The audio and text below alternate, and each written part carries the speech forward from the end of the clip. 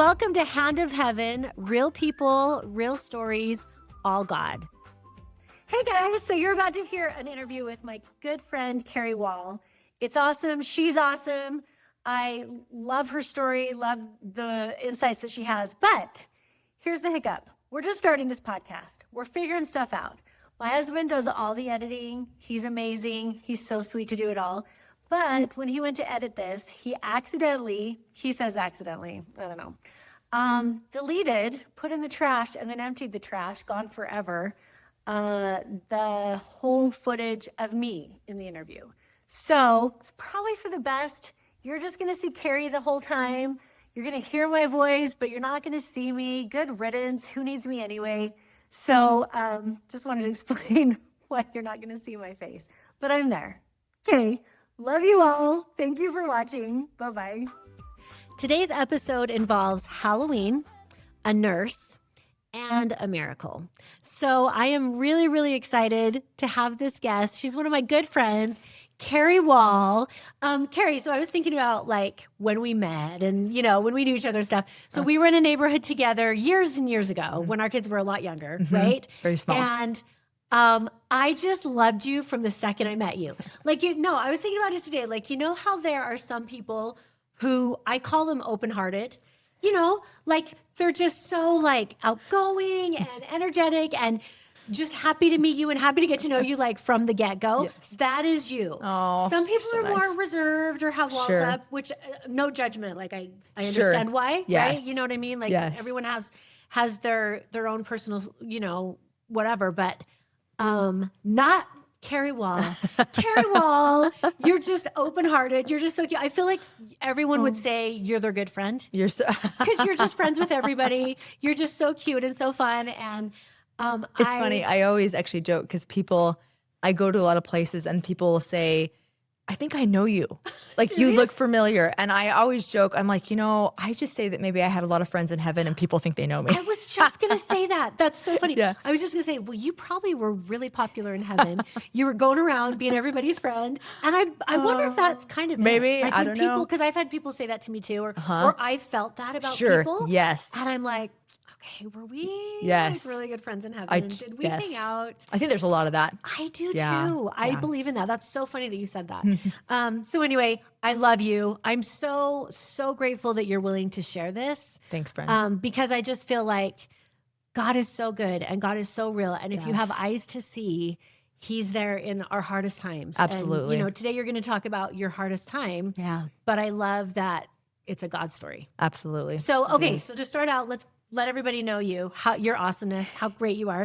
Tell us whatever you want to tell us about yourself. I'm Cary Wall. I have one amazing husband who I knew. He's fabulous. We knew each other in high school. We did not date each other. I know. That's like me and Brett's story. Oh, we knew each other but didn't date. Okay, I see? love that. We never dated. Just we're friends, and I never would have guessed that we would have gotten married. Even little crushes or anything. No, just nothing. like were you in the same friend group? Yes. Did you hang out? Just in the same friend. He will tease that he always said that I was better than him because I was involved with class office, which is fine. You are better. Yes, that is actually the qualification. Yeah. He is darling. It's just funny how time and distance can make things change. And so we ended up both going to the same church congregation one day, like in the same spot. And we were just like, oh, hey, I know you. Is this after high school? Yes. It was probably, I bet you we were like 3-4 years out of high school, and I hadn't seen him for quite a long time. And we'll joke, he tried to ask me out and I didn't catch it. I actually ended up telling him, I said, I'm like, I really came here to date people. And so I said, so I was like, if you could just go date some people. He actually tried to sit by me at church and I just said, if you could just find someone else, I'm trying to, people will think we're dating if we sit by each other. No. I know. I love that. He's like, hey, so I'm trying to date you. It took me a minute to see that. And once I did, I feel like it was all history from there. It just took me a minute and I'm grateful for his patience, which he still exhibits so well. He's very good at that. So cute. Yeah, he's darling. So you guys started dating and then did you just like hit it off? Really? Yeah. We were engaged like probably 4 months later because we had known each other so long. And it was almost like one day when I realized it while on a snowmobile with him and he had his cute little arms around my waist, I thought, I think that Kevin Wall might like me.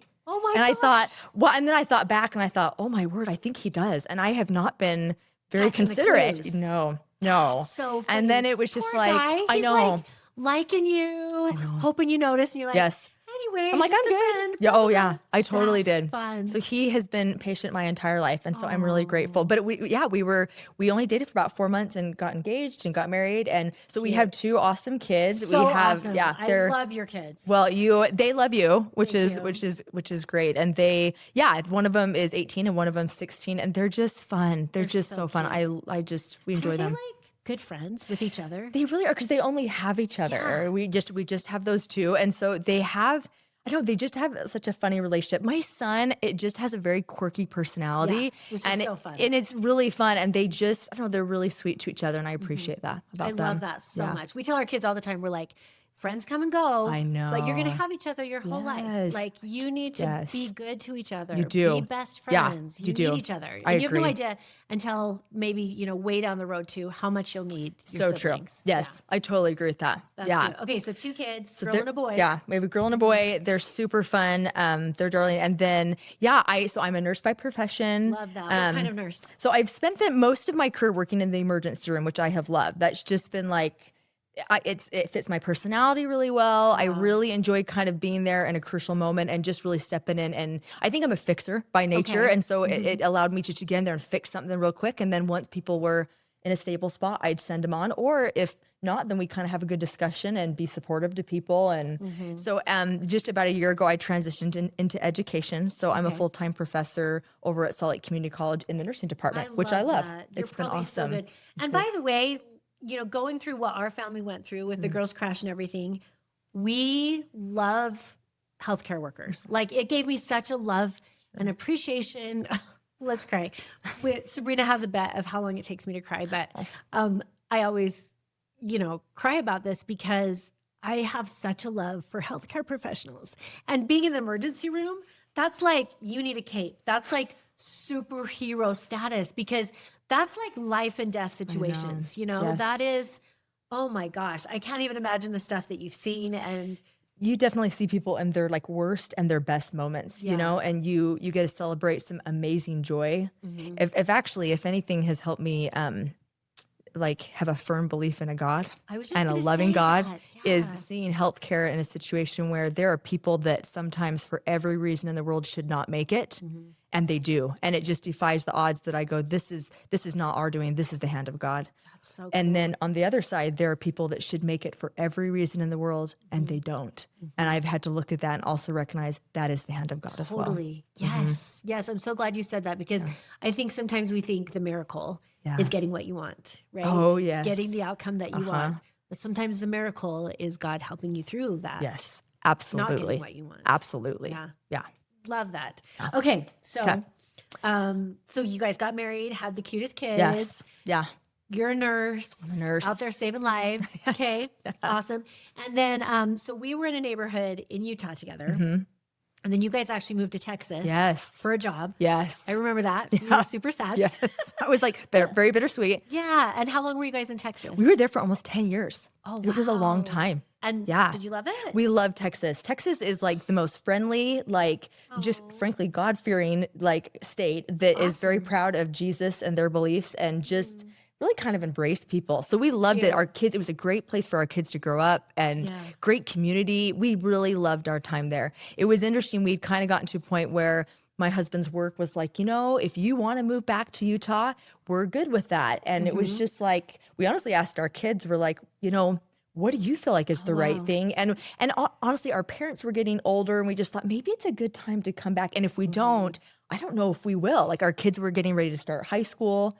And honestly, our oldest daughter just felt like it was the right thing to do. And she was willing to move and start high school brand new somewhere else. And That's tough. Which is tough. Yeah. Well, especially not even just starting a new high school, but you're in a different state. Like it's not even like you can go hang out with your friends on the weekends if things don't work out. That's brave. It was really brave. And so when she felt good about it and just was ready for that change, we said, it's probably time to make this happen. It just felt like the right thing to do. So we came back. Okay. So you came back and that kind of leads us into your story, right? Because how long had you been back in Utah when this happened? I think we had been here 3 months when this happened. That was It was new. It was very fresh. Okay. Yeah. So if you want to just, walk us through. Yeah, so we moved back. I think it was in August. It was like middle of August, and it was an interesting time. It was back in 2021, and if you remember, the market was pretty crazy, and so we actually we flew out for a weekend to try to find a home, and nothing worked out. Nothing. We made all these different offers. Looked back in Sandy where we used to live. Yeah. Nothing felt right. Looked in a couple different areas, and then all our offers fell through.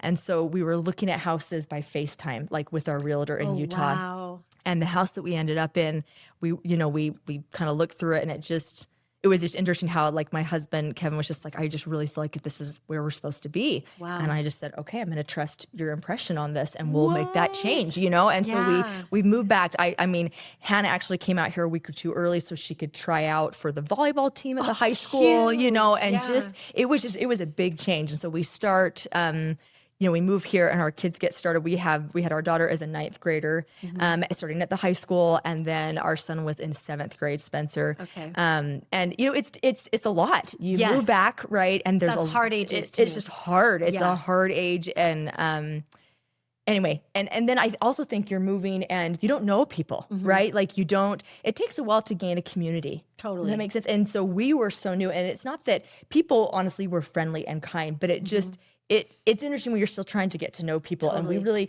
I'm grateful we had a lot of friends that we knew in Utah, but we were kind of in an interesting state where we didn't know a lot of people in our community, and we were establishing those lines. And so it was a little lonely, for initially. sure. I always say it takes a year. I think it takes a year, and we're like outgoing people. Yes. So if it takes us a year, right? Yes. I just think, till you learn everyone's names and you kind of get their story and you kind of like know their kids, and I don't know, it takes a long time. So you had only been here 3 months, which is 3 months. really new to even like get to know people. Yes.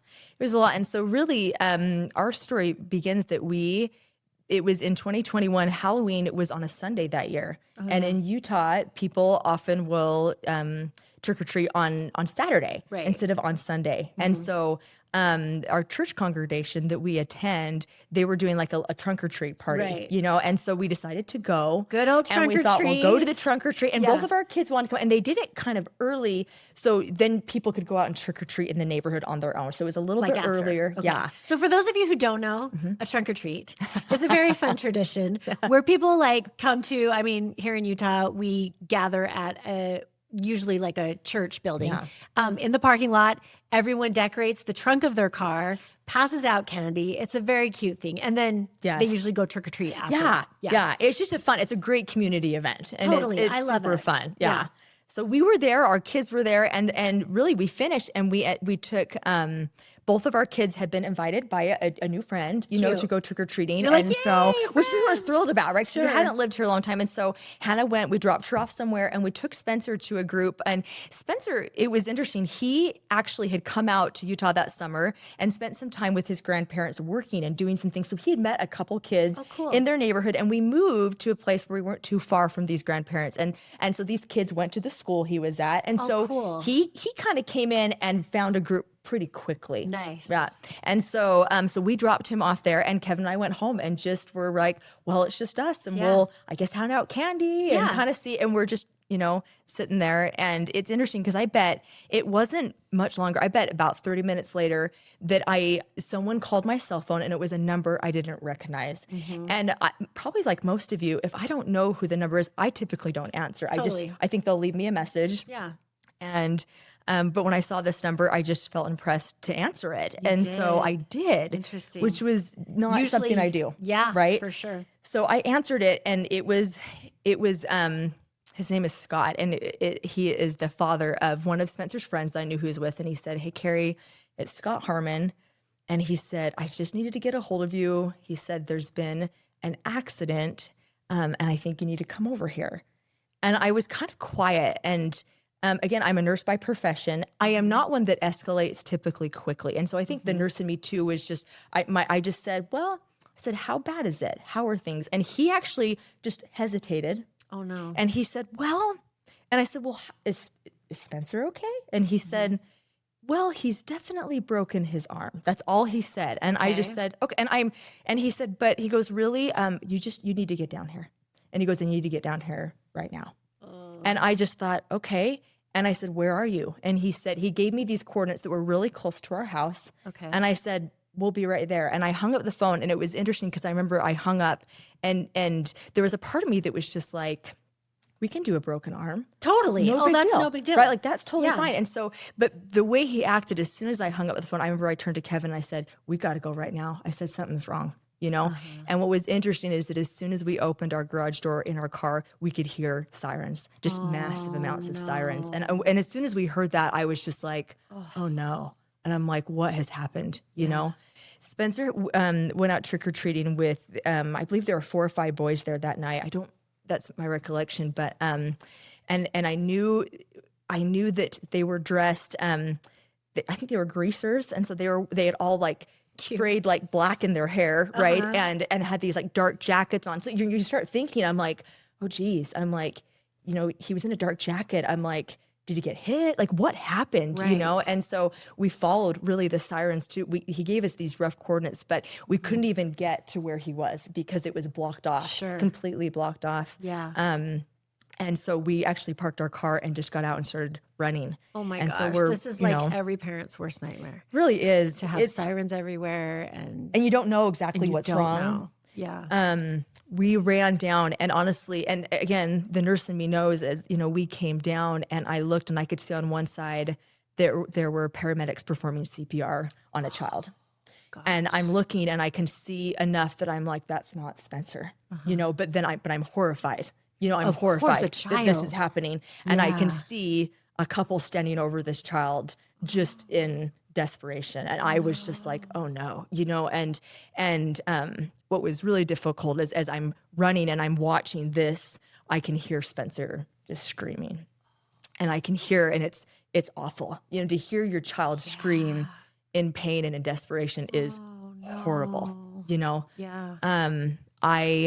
We just followed where we could hear him screaming from. And so we were able to get down to a certain point, and we actually had a policeman that just stopped us, and he just said, are you the parents? And we said, we are. Mm-hmm. And he said, are you in control enough to go over and calm down your son? Oh my gosh. He said, we need him to calm down. But he goes, I need to know that you are calm enough to go over there. You're not going to freak out. Yeah. Oh. And it was an interesting, because both my husband and I had to stop and be like, are we calm enough? You know? Yeah. And I actually remember I turned around and I was just like, oh, you know, and I was kind of just like, oh my word, like, am I calm enough? And I remember pretty quickly I turned around and I said, I can be calm.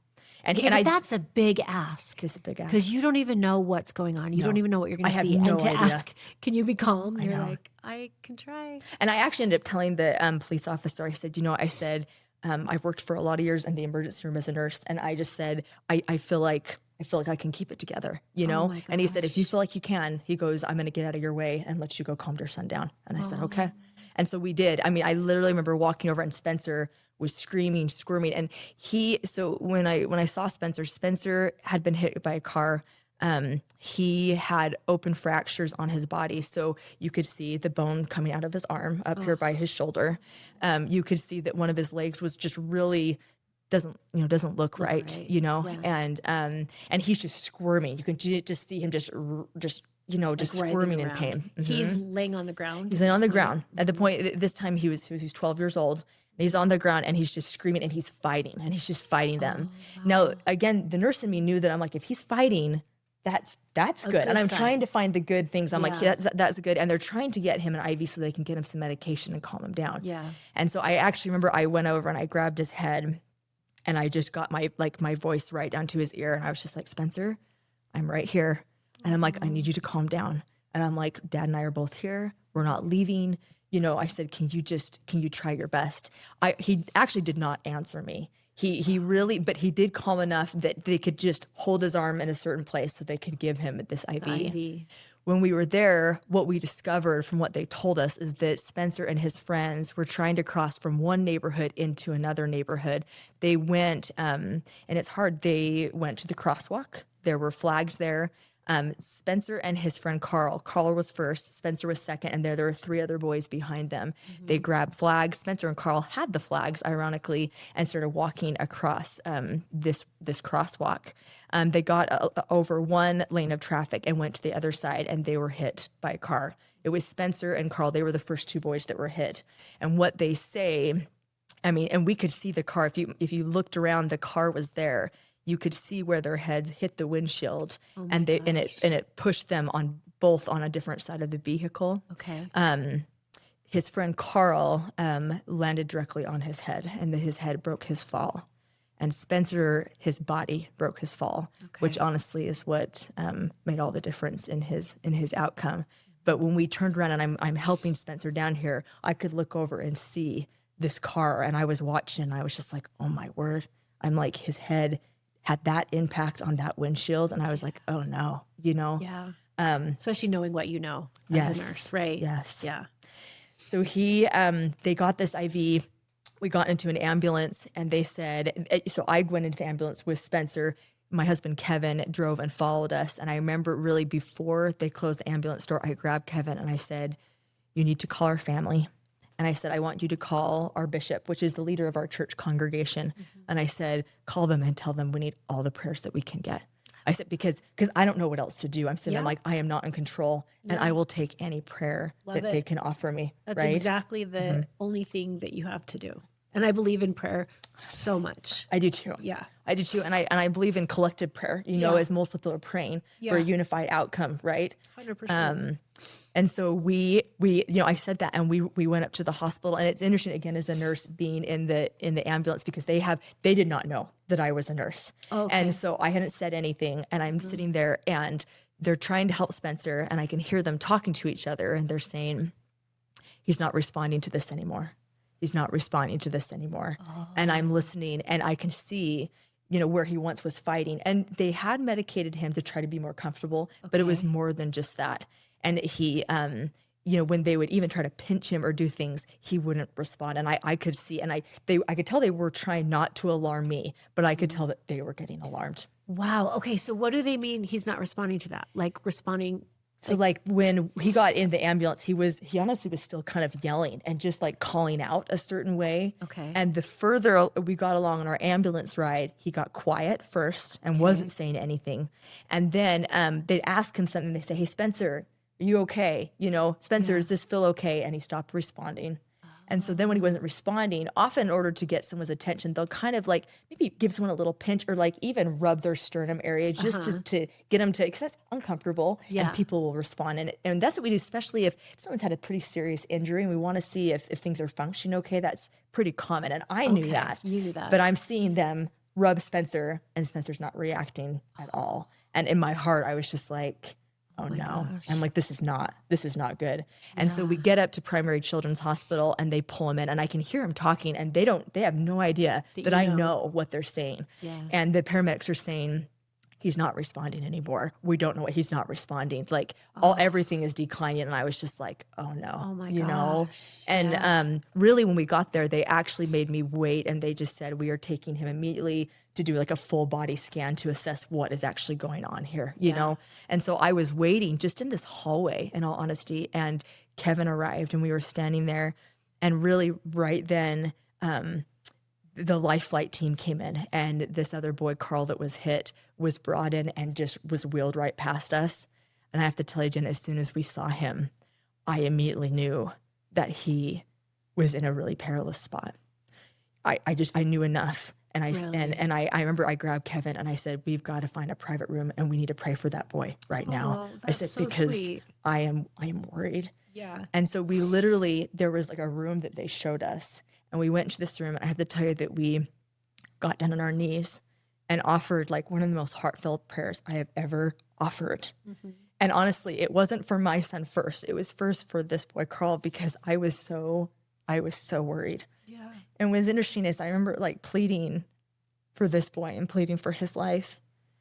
And I have to tell you that like I just felt this like total peace and comfort that everything was going to be okay. Wow. And I just thought, okay, Heavenly Father's got this. Yeah. I am not going to worry about this. Like everything's going to be okay. And I got up feeling like, don't worry. It's Wow, okay, that's right? amazing. It was amazing. I wasn't necessarily expecting that answer, Right. but I felt like it would be fine. And I just Wow. thought, okay. And we came out and his parents were there and I could tell, I don't think they realized how serious the situation was. That was my assessment of that time. But we stood there and watched together, and it was such a busy night that night that our boys actually had to share this trauma room. That's not common. Wow. But there were so many things that had happened at Primary Children's that they were both in the same area. They immediately took Carl off to have brain surgery because of the injuries that he sustained because he had landed right on his head. Spencer came back, and they came in and talked to us, and they just said, Spencer's got a lot of injuries. And so they said, obviously he's got, a bone sticking out of his arm. And they said, obviously we need to address that. They said he also has broken his leg, his pelvis. I mean, there were just things like, he was missing fingernails that had just somehow been torn off. Oh my gosh. I mean, and just the impact. just the impact of his fall. And for him, they said the biggest issue is they said he's not responding anymore because they're like, he has so much bleeding in his brain.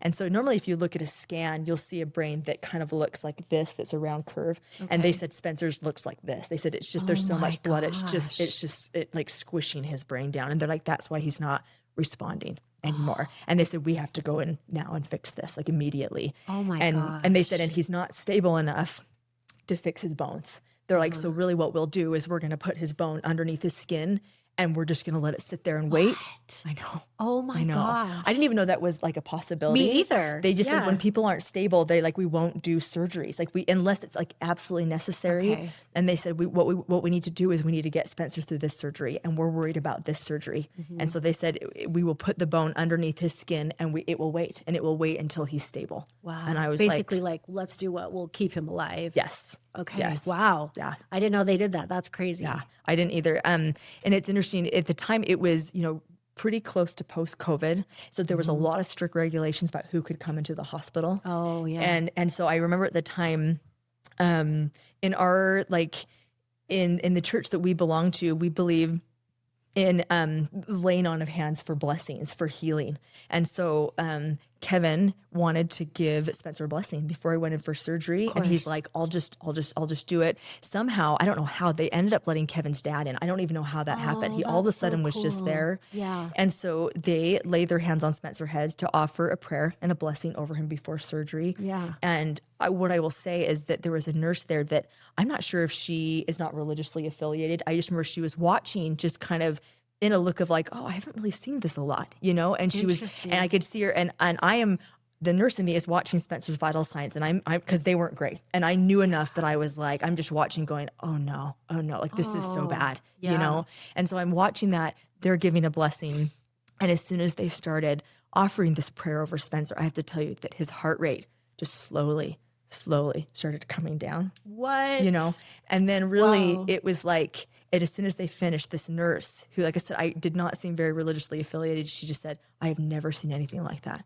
She goes, that is a miracle, And I was just like, I was just like, Heavenly Father, thank you. Thank you so much. Good. God is so good. So good. Right. Love that. And it was sweet. And so they took Spencer off, right? And he goes into surgery. And so we were sent to this waiting room. It's interesting. I think when patients are in a really critical spot, there are certain waiting rooms where they place people. Oh, really? At least that's what at primaries it was like that. So we ended up in this kind of this really secluded area, but it was our family and it was Carl's family. Oh. And that was beautiful in some ways, but also really awkward and hard because it was just a really, and we are all just praying. I mean, we talked for a minute and then honestly, you'd almost stop and go over into a corner and just be like, Heavenly Father, please guide these surgeons. Please bless these boys. Like, you're like, please bless them. Lord. Just pleading.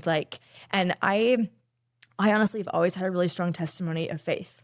Since I was a young child, I had a really sacred experience that let me know that Heavenly Father truly is aware of his children. That's so cool. And it has been a staple in my life to know that God truly is there. Yeah. And I believe in that. And I believe in his power, and I remember being in that room and just praying with all the faith in the world that I was like, Heavenly Father, please, we need you. Please help us. Right. It wasn't too long later that a surgeon came in and went to address Carl's parents. And it was really difficult because we're there.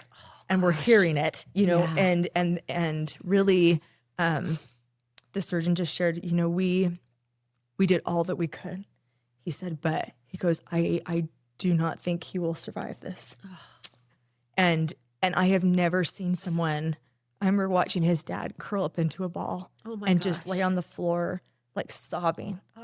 And it just and you're sitting there watching, and I'm just horrified. I'm just horrified for them. And the surgeon said, you know, I could be wrong. He goes, I have seen miracles happen, but he said everything right now does not indicate that he will recover. Oh my gosh. They actually told him that there was so much swelling and so much trauma to his brain that they actually would like take off the front part of your skull. Wow. And they actually put it into your stomach to preserve that bone so my it can stay gosh. healthy. But then it lets the brain swell. And they just said, you know, we're going to let the brain swell a little bit and see how he responds and see if that gives him the time that he needs. And they said, maybe it will work. But he was honest. He just said, my impression is that it will not. You know, my gosh. And so they're given the worst outcome, And you're that right there, there and with we're them. right there, Oh. and And you don't know your outcome no, either. and we don't, and Spencer is still in surgery, and I'm listening, and I was just, and then again in my heart, I just was like, I felt impressed that Carl, like that everything would be fine, right? I had this very specific impression, and so I'm kind of like, Father, you told me that this would be fine, and I was just like. And I remember just telling myself, I'm like, don't worry about that right now. Like miracles happen. Yeah. This is very fresh. A miracle still can happen. Totally. Right? It's not over. Yes. Yeah. And so like truly they took his family and they said, we just want you to come and sit by him and just be with him and just spend time with him. And let's just see how he does and give him some time. And so they left. And so Kevin and I are waiting. And I still remember when, you know, like then the surgeon comes to us and Kevin and I just literally were almost like, brace yourself, because we just don't know. We don't know what they're going to say. And the surgeon just said, he goes, you know, Spencer is the third boy I have operated on tonight. And he just said, it has been a really rough night for us here. Wow. And he goes, this is hard for us as a surgeon, you know, to be doing this on Halloween night where all these kids were doing something very innocent and we end up with such trauma, you know?